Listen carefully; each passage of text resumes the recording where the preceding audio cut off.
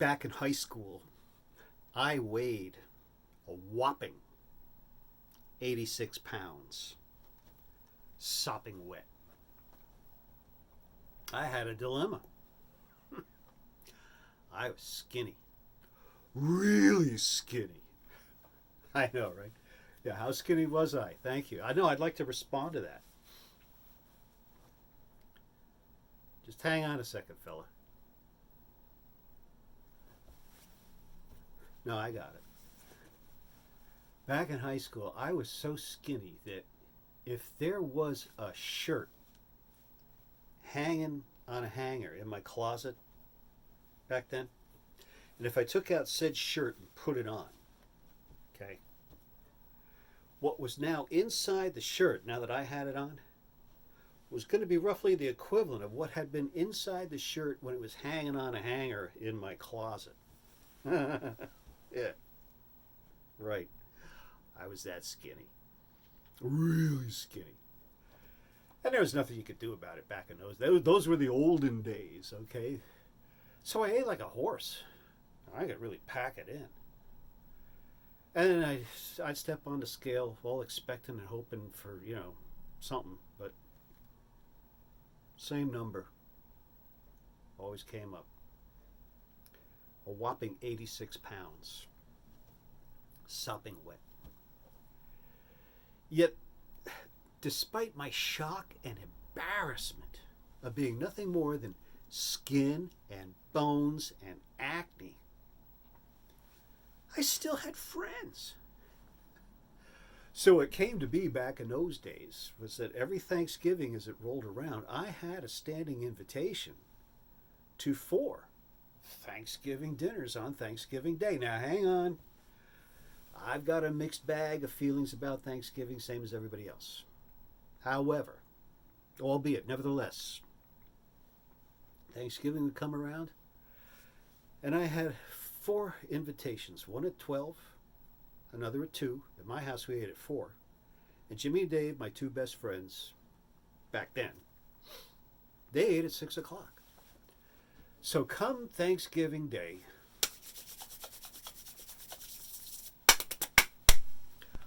I would sit down at table and eat and eat and eat and eat and eat and eat some more and eat more and eat and eat and eat and eat and eat until I couldn't stuff so much as another olive down there. And then every Thanksgiving, 4 years in a row, freshman, sophomore, junior, senior year, step on the scale the day after Thanksgiving, expectantly. Still nothing. The same number just kept coming up. A whopping 86 pounds. Sopping wet. It's called metabolism. And it would be over at Jimmy and Dave's, my 6 o'clock, where I would meet up with my very first Uncle Clyde. Now, let me give you a little bit of a backstory. I told you that story in order to tell you this one. And yeah, I'm seated at a harvest table which seats 25. All right. Gigantic floral arrangement right in the middle. Every kind of Thanksgiving fixin' you can name. Yeah, forget about the turkey, the holiday ham, the mashed potatoes, the gravy, the stuffing, the sweet potatoes, the peas and carrots, the corn on the cob, 4 kinds of dinner rolls, 2 kinds of salad. They were serving a lasagna that was that thick with spaghetti and meatballs on the side. Over in the corner, little children's table, right? It's about a foot high with these little kids, these little toddlers with their conical hats and the little elastic band with their big fat spoons and forks and their little tiny fists throwing food at each other. Wouldn't stop laughing. And Jimmy's my best friend. He's 16. Dave is 14, his younger brother. And Dave is making very acceptable. It's called table talk. Dave is 14. He's just gotten his very first part-time job. He's like a bag boy, clean up aisle 9 fella in a local supermarket. And Dave is expressing about how he's cashing his own paycheck now, spending his own money. He's even got a modest little savings account down at the local bank. And how all this is making him feel like, well, like he's growing up, handling the responsibility and all. And here's where Uncle Clyde chimes in. Ladies and gentlemen, may I present Uncle Clyde. Oh, by the way, I'm certain, absolutely certain, that every single one of you either have been enduring your own version of Uncle Clyde. He's a very prevalent personality type, just keeps popping up on planet Earth. You once had to endure an Uncle Clyde type character, or you have yet to meet and will meet eventually your own version of Uncle Clyde. Here he is, ladies and gentlemen, Uncle Clyde. Responsibility. Dave, did I just hear you use the word responsibility? Responsibility. You kids. That's the longest word in the English language. Don't you know that, Dave? It's not that it's got 14 letters. It goes on and on and on until it kills you. Responsibility. You kids.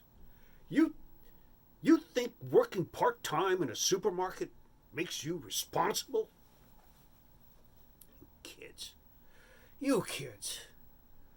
Why, here it comes. When I was half your age, that would have made Uncle Clyde aged 7. Both of my parents died, and I had to care for my crippled sister. Had one leg, shorter than the other. Needed an operation. We didn't have any money, so I went out to the woodpile and whittled her a pair of clogs, with one of them this much higher than the other, in order to accommodate. Hey, shut up down there. Shut up down there. That's not funny. That's not funny. Shh. You kids. You know how many fights I had to fight? With every wise mouth, asinine, camel. They called her Cloggerhead. And I said, shut up down there. This is not funny. Quiet. You kids. What are you doing wearing bones in your noses? Giant safety pins in your ears? What the hell's the matter with you?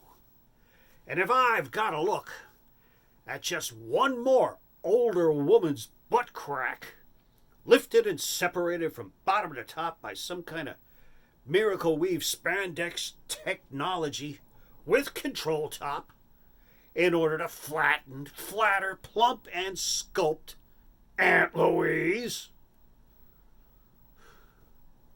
Let me tell you something, Dave, Jimmy, listen up. On a younger woman, a very much younger woman, Aunt Louise. Well, yes, that's a delight. And in her prime, she ought to show it off. And thank you. But on an older woman, that sagging old rear end of hers, held together with secret stitches and modern techno weave, I can tell you from vast experience, boys, what happens when we strip all that away. Avalanche! Run for it, boys. It's a cave-in.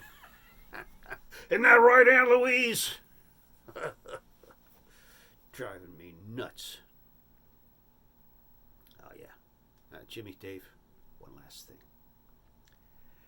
That's another prime example of how the fruit doesn't fall very far from the tree.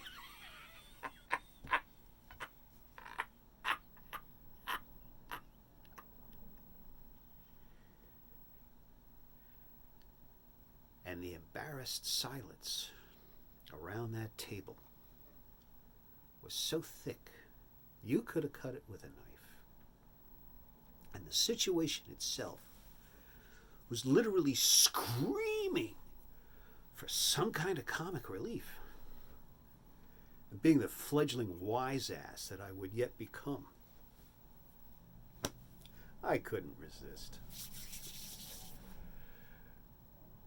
So with a quick assessment around the table, my plan came to fruition. I slammed both hands down on the table hard so I rattled all the crockery. Bam!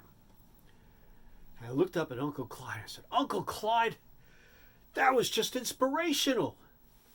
Will you say grace?"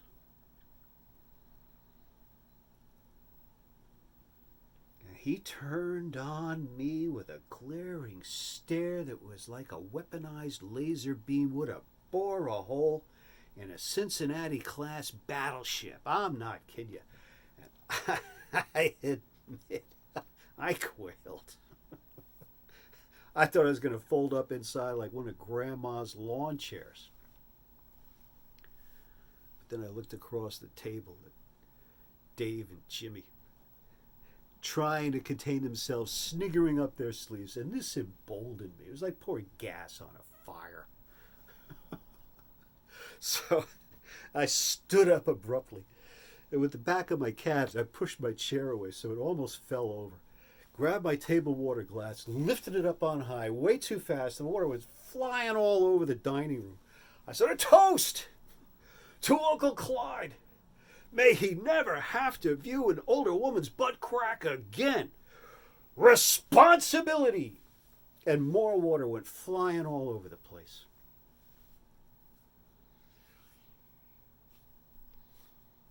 I thought he was going to beat me to death with a drumstick. But he yielded. And chit-chat and Twitter began to circulate around the table again. Later on, Uncle Clyde went out behind the garage to smoke one of his big, fat, smelly cigars. Jimmy and I had a good laugh about it. Dave, well, he grew up to be a fine young man, I think. Anyway, I went home, stepped on the scale the following morning, hoping that something good, but no. The same number just popped up. Again. A whopping 86 pounds. Sopping wet.